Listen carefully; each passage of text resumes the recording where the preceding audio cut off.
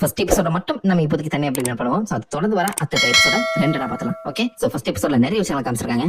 ஆரம்பிச்சிருவோமா? Opening சீக்வன்ஸ்ல இந்த பக்கம் நம்ம ஸ்பைடர் நோவாரா காமிக்கிறாங்க. பட் இவர் பீட்டர் பக்கர் கிடையாது, பென் ரெய்லி. காமிக்ல ஆக்சுவலா பீட்டர் பக்கர் தான் இந்த பக்கம் ஸ்பைடர் நோவாரா சுத்திட்டு இருப்பாரு. டிஃபரெண்ட் ஆல்டர்னேட் டைம் 1930s நடக்கும். இந்த கதையுமே பாத்தீங்கன்னா 1930s அந்த டிப்ரெஷன் ஸ்டேஜ்ல தான் நடக்குது. வேர்ல்ட் வார் 1 முடிஞ்சு கண்டினியூஸா நடக்கிற மாதிரி தான் பிரசன்ட் பண்ணிருக்காங்க. வேர்ல்ட் வார் 2 இன்னும் நடக்கவே இல்ல. சோ அதுக்கான ஹிண்ட்டுமே கொடுத்திருக்காங்க. இங்க பாத்தீங்களா பேப்பர்ல ஹிட்லர் சொல்லி மென்ஷன் செய்யப்பட்டிருக்கு. So world war 2 is going to happen. But world war 1 அந்த டிப்ரெஷன் ஸ்டேஜ்ல அந்த ஊர் மக்கள் என்ன மாதிரி வாழ்ந்துட்டு இருக்காங்க, என்ன மாதிரி டெவலப் ஆயிட்டு இருக்காங்க சொல்லக்கூடிய ஒரு இன்ட்ரெஸ்டிங்கான கதை. அங்க அமைக்கப்பட்டிருக்க பீட்டர் பக்கர் கிடையாது, பென் ரெய்லியோட அந்த ஸ்டோரி தான் வந்து கொண்டு வந்திருக்காங்க.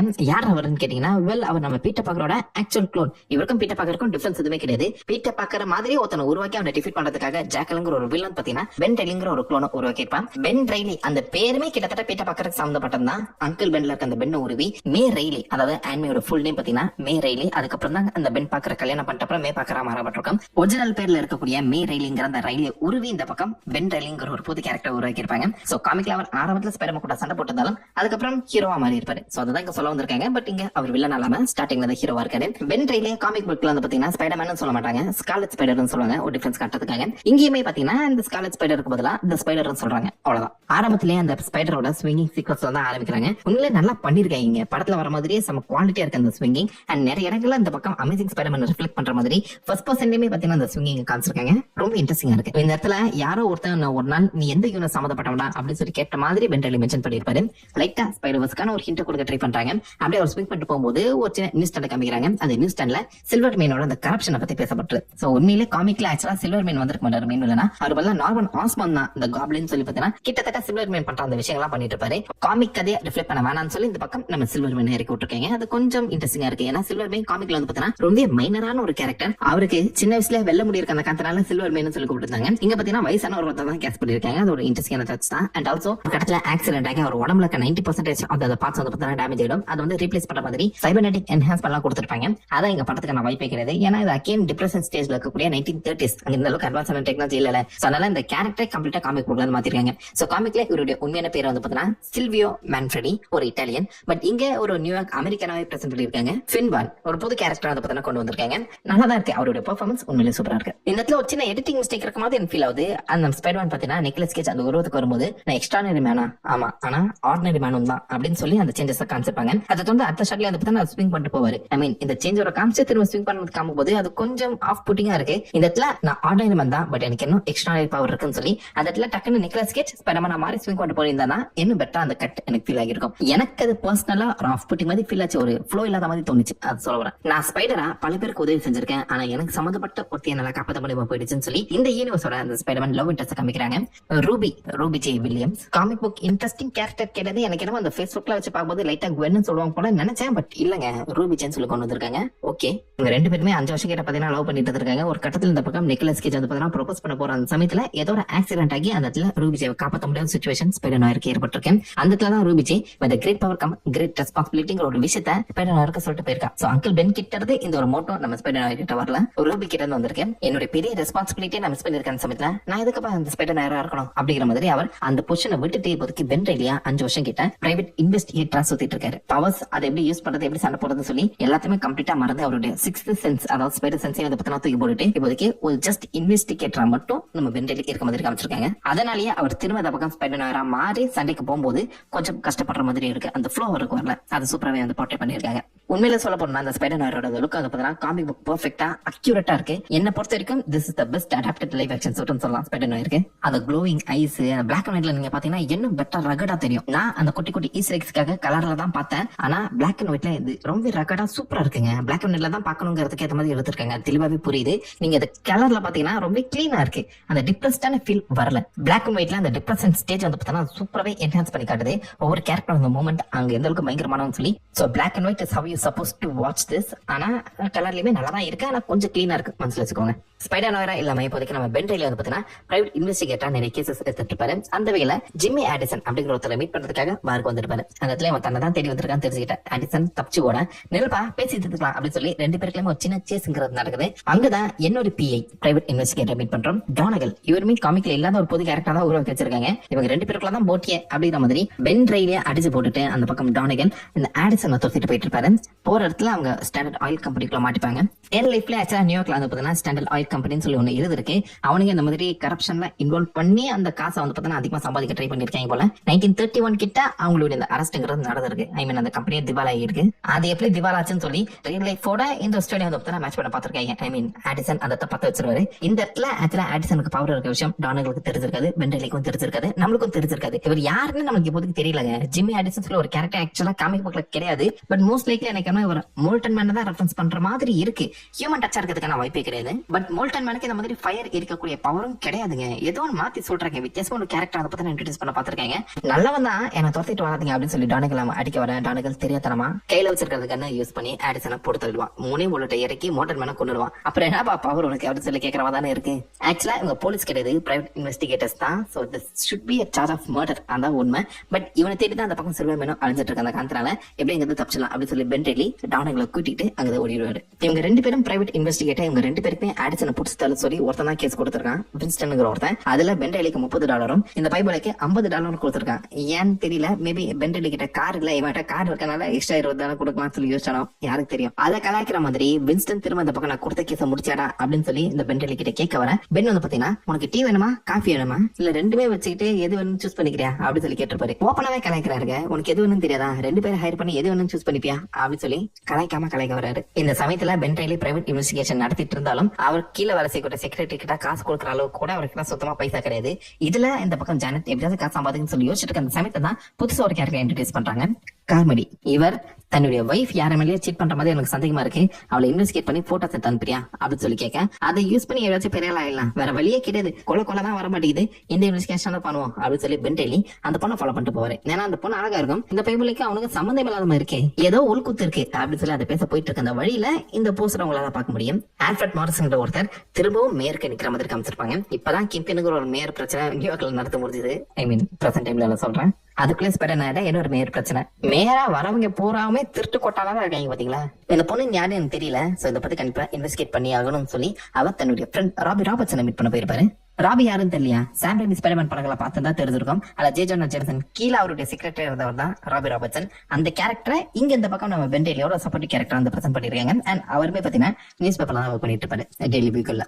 இவர் இப்போதைக்கு ஜிம்மி ஆடிசனோட அந்த ஆர்டிகல் எடுக்க ரெடி ஆயிட்டு இருக்காரு. அந்த டெத்தை இந்த பக்கம் பென்டெல்லி நேர்லயே பாத்திருக்காரு. இப்ப வரைக்கும் இவங்க ரெண்டு பேருக்கும் என்னென்ன விஷயத்துல இன்வால்வ் ஆகியிருக்குன்னு சொல்லி சுத்தமா தெரியாது. ஒரு வகையில கனெக்ஷன் ஏற்படும். இந்த ராபிக்கு ஆல்ரெடி பென் ஸ்பைடர்மேனா இருந்திருக்கான விஷயம் தெரிஞ்சிருக்கு. திரும்பவும் ஸ்பைடர்மேன் நாங்க எதிர்பார்க்கிறோம். அவன் இல்லாத சமயத்துல சில்வர் மேன் இந்த மொத்த நகரத்தையுமே நரகமா மாத்திட்டு இருக்காண்டா, இது சரிப்பட்டு வராது, சில்வர் மேனை தடுக்கிறதுக்கு ஸ்பைடர் கண்டிப்பா தேவை, அதுதான் ரூபியுமே ஆசைப்படுவான் அப்படின்னு சொல்லி கேட்க, அதுல இந்த பக்கம் பென் லைட்டா நில தருமாறி, இல்ல ரூபி இப்போ உயிரோட இல்ல, அவளுக்கு என்ன தேவைங்கிறத என்னால முடிவெடுக்க முடியாது, புது ஹீரோ யாராவது வருவான், அது வரைக்கும் காத்திருப்போம் அப்படிங்கிற மாதிரி சொல்லிட்டு போயிருவாரு. சோ இந்த யூனிவர்ஸ்ல இருக்க ஒரே ஹீரோ ஸ்பைடர்ங்கிற மாதிரி தான் சொல்ல வந்திருக்காங்க. லைக் அந்த சாம் ரைமி ஸ்பைடர் யூனிவர்ஸ்ல நடக்கிற மாதிரி ஒரு கதையை தான் பிரசன்ட் பண்ண பார்த்திருக்காங்க. நல்லா இருக்கு. இந்த இடத்துல மெயின் கேரக்டர்ஸ் மட்டும் ஃபோக்கஸ் பண்ணாம சின்ன சின்ன அந்த பென்டெல்லியோட அந்த என்பிசி இன்டராக்ஷன் எல்லாமே நல்லா இருக்குங்க. ஐ மீன் சுத்தி இருக்கக்கூடிய மத்த கேரக்டர்ஸ் கூட இந்த பக்கம் பென்டெல்லி பண்ணக்கூடிய இன்டராக்ஷன்ஸ் ரொம்பவே லைவ்லியா அந்த உலகத்தை மாத்துது. நிஜமான அந்த உலகத்துக்கு போயிட்டு ஒரு எஃபெக்ட் அது கிரியேட் பண்ணுது. அழகா செட் போட்டு சூப்பராக எடுத்திருக்காங்க. சின்ன பசங்களை அந்த பென்டெல்லி உளவலைகளை யூஸ் பண்ணக்கூடிய அந்த சீக்வன்ஸ் எல்லாமே செம ஃபன்னா இருக்கு. டானிகள் ஒரு கொலை பண்ணிருக்கான், அதை பத்தி கூட வருத்தப்படாம பைபிள ரொம்ப சிரிச்சு அதை வச்சு பேச முடியுமா சொல்லி உட்காந்து யோசிச்சுட்டு இருப்பான். சில்வர் மேனுங்கிற ஒரு நெருப்பு கூட விளையாடிட்டு இருக்கான்னு சொல்லி பல இடங்கள் பக்கம் பென்டெல்லி வான் பண்ணாலும் அந்த பைபிள கேட்கற மாதிரியே தெரியலங்க. இந்த சமயத்துல பென்டெல்லி கேட் ஹண்டியை ஃபாலோ பண்ணிட்டு போகும்போது அவன் சீக்கிரட்டா யாரும் மீட் பண்ற மாதிரி தெரியுது. யாருன்னு சொல்லி மேல ஏறி போய் பார்த்தா அது மேயர் கேட் ஹாடி கிட்ட கொஞ்சம் தப்பா நடக்க முயற்சி பண்ணும்போது பென்டெல்லி அவனுக்குள்ள இருக்கிற ஸ்பைடர்மேனை வெளில கொண்டு வராரு. இந்த இடத்துல நம்ம பென்டெலியோட வெப் நீங்க பாத்தீங்கன்னா பிளாக் கலர்ல இருக்கும். பீட்டர் பாக்கரோட அந்த வெப் மாதிரி பியூர் ஒயிட்ல இருக்காது. ஏன்னா காமி புக்லயுமே ஸ்பைடர்மேனோட வெப் வந்து பாத்தீங்கன்னா ஆர்கானிக்கா கொஞ்சம் பிளாக்ல இருக்க மாதிரி தான் ஃபர்ஸ்ட் பிரசன்ட் பண்ணிட்டு இருந்தாங்க. அதான் இங்கேயுமே கொண்டு வந்திருக்காங்கன்னு நினைக்கிறேன். சோ மேயர் கூட லிங்க்ல இருக்கானா என்ன காரணமாக்குன்னு சொல்லி யோசிக்கிட்டே இந்த பக்கம் ஆபீஸ்ல போகும்போது அங்க வின்சென்ட் வெயிட் பண்ணிட்டு இருப்பாரு. கல்லாட்டம் ஆடுற என்ன மாதிரி அந்த பக்கம் டானிகளுமே நீ ஹையர் பண்ணி வேலை வாங்க பார்த்திருக்கேன்னு சரிப்பட்டு வராது, $200 கூட உண்மையை சொல்றேன் எல்லாம் ஓடிப்போம் அப்படிங்கிற மாதிரி அந்த பக்கம் நம்ம வின்ஸ்டனே மேறத ஜானட்டு கையில கணிச்சு சம மாசான அந்த சீக்வன்ஸ் சூப்பரா எடுத்திருப்பாங்க. உடனே வின்ஸ்டன் அங்க கிளம்பி சில்வர் மேனோட அந்த எரிஞ்ச மேன்ஷனுக்குள்ள தான் போவாரு. சில்வர் மேனையுமே அங்கதான் மீட் பண்ற மாதிரி தெரியுது. எவ்வளவு காசு செலவானாலும் பரவாயில்ல, எனக்கு அவன் இருக்க இடம் தெரியணும், என் மேன்ஷனை எரிச்சிட்டு போயிருக்காண்டா, அந்த சூப்பர் பவர் எனக்கும் வேணுங்கிற மாதிரி இந்த பக்கம் சில்வர் மேன் பாத்தீங்கன்னா அந்த விசு கூட பேசிட்டு இருக்க ஒரு விஷயத்த கீழே டானகல் அண்ட் பக்கத்துல இருக்க நம்ம ஸ்பைடர்மே ஓட்டு கேட்டுருவாங்க. டானகலுக்கு காசு ஆசை வந்துடும். வெல் அவன் செத்துட்டான்னு நம்மளுக்கு மட்டும் தானே தெரியும், அவன் உயிரோட இருக்க மாதிரி நடிச்சு எப்படியாச்சும் காசு உருவிடலாம் என்ன சொல்றேன் அப்படிங்கிற மாதிரி இந்த பக்கம் நம்ம ஸ்பைடர் கூட ஒரு சின்ன டீல் போட ட்ரை பண்ண, எப்பா ஆளோடு நீ வேணா என்ன பண்ணிக்க, எனக்கு இந்த சில்வர் மேன் ஆட்டமே வேணாம்னு சொல்லி அமைதியா கடந்து போயிடுவாருங்க. திரும்ப ஆக்ஷன் இந்த ஸ்பைடர் லைஃபுக்குள்ள அவர் வர விரும்பல, அதை தெளிவாகவே போர்ட்ரே பண்ணிருக்காங்க. ஆபீஸ்க்கு வரும்போது அந்த போட்டோஸ் வந்து கிளியர் பண்ணி வச்சிருப்பாங்க. அதுல மேயர் கூட அந்த பொண்ணு இருக்க மாதிரி தெரிய வருது. இவ்வளவு அழகான ஒரு பொண்ணுக்கு அவ்வளவு கேவலமான ஒரு ஹஸ்பண்ட் கிடைச்சிருக்கான். அப்படி பார்த்தா இந்த பொண்ணுக்கு அவன் ஹஸ்பண்டே கிடையாது. இந்த பொண்ணை ஃபாலோ பண்ணிட்டு இவளுக்கும் மேயருக்கும் சம்மதம் இருக்குன்னு தெரிஞ்சுக்கிட்ட ஒருத்தன் மேயரோட பேரை கெடுக்கிறதுக்கு தான் பண்ணிட்டு இருக்கான். எனக்கு மேயர் லெவல்ல பெரிய தகராறு எதுவுமே தேவையில்ல, ஆளை விடுங்கன்னு சொல்லி ஸ்பைடர் ரொம்ப லோ ப்ரொஃபைல் தான் மெயின்டைன் பண்ண ட்ரை பண்ணிட்டு இருக்காரு. சோ பென்னை பொறுத்த வரைக்கும் திரும்ப அந்த ஹை ப்ரொஃபைல் சண்டைக்குள்ள போகவே விரும்பலங்க. பட் இருந்தாலும் மேயர் இந்த பொண்ணை அபியூஸ் பண்ண ட்ரை பண்ணும்போது அந்த பொண்ணு ரொம்ப ஸ்ட்ராங்கா நின்றுருக்கான். அப்ப என்ன காரணம் சொல்லி அந்த பொண்ணை பத்தி தேட ஆரம்பிச்சிருப்பாரு. அந்த வகையில தான் ராபி கிட்ட போய் இந்த பொண்ணு யாருன்னு கேட்டா அங்கதான் இந்த பொண்ணோட பேர் கேட் ஆடின்னு சொல்லி ரிவீல் பண்ணிருப்பாங்க. பிளாக் கேட்டுங்க காமிக் புக்ல இந்த ஃபெலிஷியா ஹாடி அந்த கேரக்டர் இந்த வந்து கேட் ஆடியை கொண்டு வந்திருக்காங்க. கேட் ஆடின்னு சொல்லி யாரும் காமிக்ல கிடையாது, பிளாக் கேட் ஃபெலிஷியா ஹாடி அல்ல அந்த கேட் ஹாடி ரெண்டுத்தையுமே ஒன்னா சேர்த்து தான் புதுசா அந்த கேரக்டர் உருவாக்கிருக்காங்க. ரொம்ப போட்டு யோசிப்பீங்களாடா, புரியல. ராபி ஒரு போஸ்ட்மார்ட்டம் ரிப்போர்ட்டை தான் பார்க்க போயிருப்பாரு. அங்க போஸ்ட்மார்ட்டம் பண்ணப்பட்டிருக்கிறது ஜிம்மி ஆடிசன். இவனதான் அந்த பக்கம் சிலுவமேன் தேடிட்டு இருக்கான். அவனை கொண்டுட்டு அந்த பக்கம் டானிகள். சோ இந்த இடத்துல போஸ்ட்மார்ட்டம் பண்ணப்பட்ட ஒரு கேரக்டர் ஜிம்மி ஆடிசன்ங்கிற ஒரு விஷயம் போலீஸுக்கு தெரிய வந்திருக்கும். போலீஸ் கைக்குள்ள வச்சிருக்க சில்வர் மேனுக்குமே தெரிய வந்திருக்கும். சோ விச் மீன்ஸ் டானிகள் முதல் சீன்ல சொன்னா பாத்தீங்களா, எப்படியாச்சும் உயிரோட இருக்கான்னு சொல்லி காசு வரலான்னு அந்த ஒரு விஷயம் சில்வர் மேனுக்கு தெரிய வர கண்டிப்பா போட்டதுல தான் போறான். சோ சில்வர் மேன் கையில இப்போதைக்கு டானிகள் மாட்டிக்கிட்டான். மேயர் கூட கேட் ஆடிக்கு லிங்க் இருக்குங்கிற விஷயத்தை யூஸ் பண்ணி பிளாக்மெயில் பண்ணியாச்சும் கொஞ்சம் காசு வாங்கிடலாம் அப்படின்னு சொல்லி கேட் ஆடி மீட் பண்றதுக்காக ஆல்கோன்னு சொல்லப்படுற அந்த இடத்துக்கு போவாங்க. ஆல்கோவும் புது இடம் தான். அந்த இடத்துல கேட்டாடி சூப்பரான ஒரு அமேசிங்கான பெர்ஃபார்மன்ஸ் கொடுப்பாங்க. இந்த பாட்டு இங்க கேட்ட மாதிரி உங்களுக்கு இருக்கும். லேட்டஸ்டா பை சீரிஸ்ல பிரெஞ்சு செத்துட்டு அப்புறம் கடைசி கிரெடிட்ல போட்டுருப்பாங்களே அதே பாட்டை கொஞ்சம் வித்தியாசமா பாடிருக்காங்க. ரேப் எல்லாத்தையுமே சேர்த்து நல்லா இருக்கு. டக்குன்னு எனக்கு அந்த பாய்ஸ் ஞாபகம் தான் வந்துச்சு. எத்தனை பேருக்கு ஞாபகம் வந்துச்சு சொல்லி கீழே காமிடுங்க. அந்த பாட்டை கேட்கும்போது பென் கொஞ்சம் இம்ப்ரெஸ் ஆயிடுறாரு. பட் அதே சமயத்துல அவருக்கு அந்த ஸ்பைடர் சென்சிமெண்ட் ட்ரிகர் ஆகுது. பட் இது வந்து பாத்தீங்கன்னா ஒரு பெயின் மாதிரி அவன் மைண்ட்ல வர மாதிரி காமிச்சிருக்காங்க. பிரச்சனை வரும்போது மட்டும் அது ட்ரிகர் ஆகல, இந்த பிரச்சனை வந்தா எல்லாமே கஷ்டமாயிடும் அப்படிங்கிற சொல்றதுக்காகவும் அது ட்ரிகர் ஆகாம தான் பிரசன்ட் பண்ணிருக்காங்க. ஒரு வித்தியாசமான ஸ்பைடர் சென்ஸ்ங்கிற மாதிரி காமிக்க பார்த்திருக்காங்க. காமிக் புக்ல பீட்டர் பாக்கற விட பென்டெயிலோட அந்த ஸ்பைடர் சென்ஸ் சூப்பர் ஸ்ட்ராங்கா இருக்கும். அததான் சொல்ல வராங்க போலங்க. அந்த பக்கம் பிடிப்பட்ட டானிகள் வந்து பாத்தீங்கன்னா சில்வர் மீன் நீ என்னடா எங்கேயா போய் சொல்லிட்டேன் அப்படின்னு சொல்லி போட்டு தள்ளுறதுக்கு முன்னாடி பென்டைலுக்கு இதுக்கு சம்மதம் இருக்குங்கிற மாதிரி டானகல் வாயிலிருந்து உண்மையை வர வச்சிருவாரு. டானகல் செத்தது மட்டும் இல்லாம அவன் போகும்போது பென்டைலுமே மாட்டி விட்டுட்டு போயிருக்கான் பாத்தீங்களா. பென்டைலி கேட் ஆடி கிட்ட அந்த போட்டோவை காமிச்சு இதோட நெகட்டிவ்ஸ் உனக்கு வேணும்னா காசு கொடுன்னு சொல்லி கேட்டு இருப்பாரு.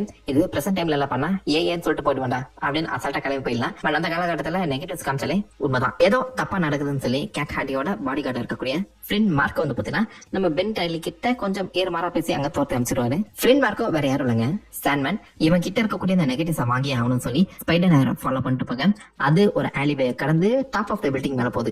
எதுக்கு மேல ஏறினாருன்னு தெரியல ஸ்பைடர் பார்த்து அந்த நெகட்டிவ்ஸை கொடுத்துட்டு இல்ல உன் சோழியை முடிச்சிருவான் அப்படின்னு சொல்லி அதுல ஒரு பயங்கரமான ஃபைட்டுங்கிறது கிக் ஆஃப் ஆகும். அதுல ஸ்பைடர் ஆரம்பத்துல பிளிண்ட் நாக் அவுட் பண்ணிடுவாரு. நாக் அவுட் பண்ண அடுத்த செகண்ட் பிளிண்ட் வந்து பார்த்தீங்கன்னா ஒரு வாரம் ஆரம்பிச்சிருப்பாரு. இந்த இடத்துல பிளிண்ட்டுக்கு சாண்ட் பவர் இருக்கு. ஆனா அவர் நீங்க நார்மலா பாக்குற மாதிரி சாண்ட் மான்ஸ்டர் எல்லாம் மாற மாட்டாரு. அவர் ஸ்கின் வந்து பாத்தீங்கன்னா கிரேனைட் ஐடம் மோலிகுலி சாண்டால கவர் பண்ணப்பட்டோம். மத்த ஸ்பைடர்மேன் வில்லன்கள் போல இவர் எக்ஸ்ட்ரீம் சாண்ட்மேனா அந்த மிகப்பெரிய மிருகங்களெல்லாம் மாற மாட்டாரு, மான்ஸ்டர் எல்லாம் மாற மாட்டாரு. ஜஸ்ட் அவர் உடம்பு மட்டும் டஃப் அண்டான ஸ்கின்னா மாத்திப்பாரு. அதுல ஸ்பைடர் கூட அந்த சண்டையில அவர் கீழே தள்ளிவிட ஸ்பைடர் ஆயிருமே அவருடைய வெப்பை யூஸ் பண்ணி பறந்து மேல வந்துருவாரு. இந்த ஒரு இடத்துல சாண்ட்மேனுக்கு கண்டிப்பா இவன் தான் ஸ்பைடர்ங்கிற ஒரு விஷயம் தெரிய வந்திருக்கணும்னு இந்த இடத்துல நம்ம கேட்டுமே கரெக்டா பிரிண்டா ஃபாலோ பண்ணிட்டு வந்துருவாங்க. எப்படிமா உங்களுக்கு தெரியும் இங்கதான் இருக்கான்னு போன் பண்ணி தான் சொன்னா. அந்த காலத்துல செல்போனும் கிடையாது, தெரியலங்க. பட் ஷி கேர்ஸ் அபவுட் சாண்ட்மேனுங்கிற விஷயத்த தெளிவா போட்டு பண்ணிருப்பாங்க. அடுத்த நாள் ஆபீஸ்க்கு வரும்போது அந்த இடத்துல ஜானட் அதை பத்தினா மூட்டை முச்செல்லாம் கட்டிட்டு கிளம்பிட்டு இருப்பாங்க. ஏன்னா ஜானட்டுக்கு சம்ம கடுப்பாயிடும். 3 மாசம் கிட்டே அவளுக்கு சம்பளமே கொடுக்கலையாங்க. வர கேஸ் எதையுமே அவன் சரியா பண்றது இல்ல. ஜானட் கொடுக்குற அந்த ஐடியாவுமே அவன் நிறைவேற்றாத மாதிரி இருக்கு. அந்த சமயத்துல எனக்கு காசு வரான்னு தெரிஞ்சு போச்சு, நான் வேற கடைக்கு வேலைக்கு போயிடுவேன் அப்படின்னு சொல்லி ஜானட் அங்கிருந்து கிளம்புறதுக்கு முன்னாடி கரெக்டா கேட்டாடி வந்து என் கூட இருந்த ஃப்ரெண்டா காணும், அவனை தேடி கண்டுபிடிச்சு கொடுங்க அப்படிங்கிற மாதிரி பொது கேஸ ஓபன் பண்ண பெண்ணுக்கும் வேற வழி தெரியல, அதை அக்செப்ட் பண்றாரு. அதோட ஃபர்ஸ்ட் எபிசோட் முடியுது. உண்மையிலேயே சூப்பரான ஒரு சீரிஸ். நல்லாவே பீரியாடிக் ஸ்டைல் வந்து பிரசன்ட் பண்ணிருக்காங்க. ஆனா ஸ்லோவா போற மாதிரி ஒரு ஃபீல் எனக்கு கிரியேட் பண்ணுது. ஆக்ஷன் ஓகே அந்த காலத்துல எப்படி இருந்துக்குமோ அந்த மாதிரி பிரசன்ட் பண்ண பாத்துருக்காங்க. That's good. எனக்கு என்னமோ கலர் ரொம்பவே கிளீனா இருக்கு. பிளாக் அண்ட் ஒயிட் உண்மையிலேயே அந்த டிப்ரெஸ்ட் ஸ்டேஜ் அந்த சமயத்துல அந்த உலகம் என்ன மாதிரி இருந்துச்சுங்கிறத அழகாவே காட்டுது. So black and white is the way to go. Black and white உண்மையில இந்த சீரிஸ் ரொம்ப டிராமாட்டிக்கா மாத்துதுங்க. எனக்கு பிடிச்சிருக்கு. உங்களுக்கு எப்படி? நீங்க பிளாக் அண்ட் ஒயிட்ல பாத்தீங்களா, கலர்ல பாத்தீங்களா? ஸ்பைடர் ஃபாலோ பண்ணிட்டு இருக்கீங்கன்னு சொல்லி உங்க தாட்ஸ் உங்களோட மறக்க வைக்கலாம். காம்பெண்ட் நிறைய தட்டு விடுங்க.